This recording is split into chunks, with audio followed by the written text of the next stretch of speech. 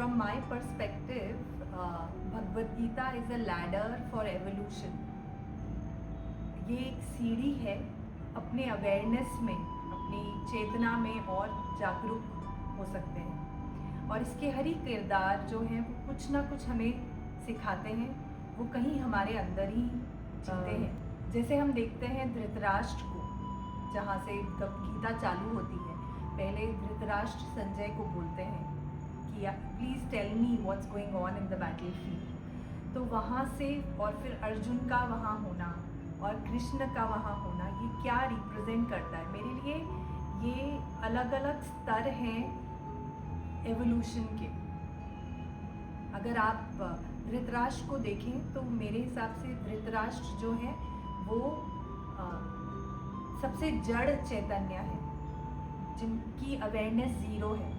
उनको एक blind king बताया गया है, और जब एक ब्लाइंड किंग जो देख नहीं पा रहे हैं वो एक मुखिया बन जाते हैं समाज के, एक राजा बन जाते हैं, तो कैसे महाभारत हो जाता है। वहाँ श्लोक है, उसमें संजय को बोला, मुझे बताओ मेरे पुत्र और पांडव के पुत्र इकट्ठे हुए हैं और वहाँ क्या हो रहा है। एक राजा जो है उसके लिए उसकी प्रजा, उसका परिवार है, उसके लिए मेरा और पांडव का अलग होना ये स्वाभाविक नहीं है। तो ये जो एक limited sense of me and I ness हमारे अंदर आता है, ये दर्शाता है कि चेतना कितनी सीमित है, अभी तक वो खिली नहीं है।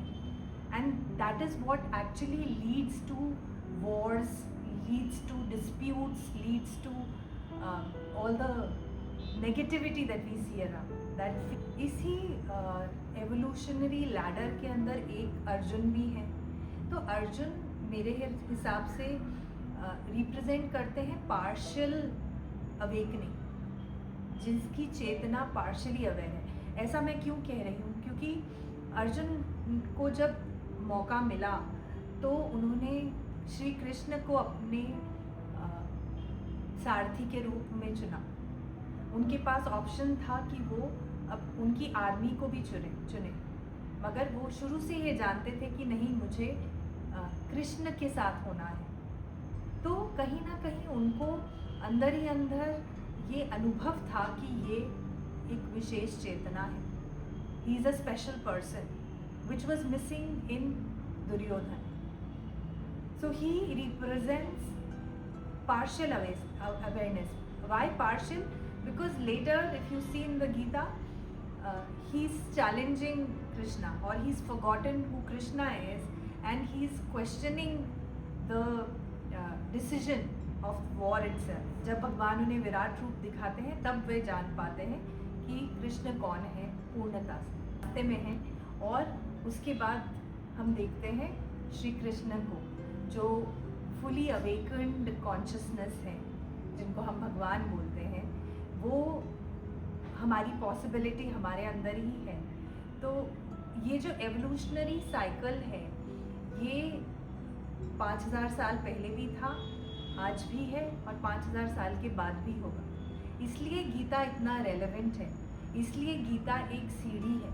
जब हम इसको विज़िट करते हैं, इससे हम इसके किरदारों से सीखते हैं, हम अलग अलग स्टेप्स पे इसको रिफ्लेक्शन के तरीके से देखते हैं, तो ये हमें बताता है कि हाँ, अब हमने शायद दुर्योधन का रोल ले लिया है, शायद हम धृतराष्ट्र बन रहे हैं, शायद हम अभी भीष्म की तरह हो गए हैं। तो it can teach us a lot and it can help us move forward from wherever we are.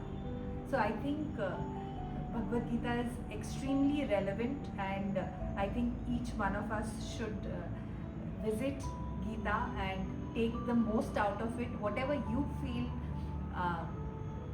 you would like to take from it, and what is relevant to you, which character is relevant to you. You must take time and visit the Gita.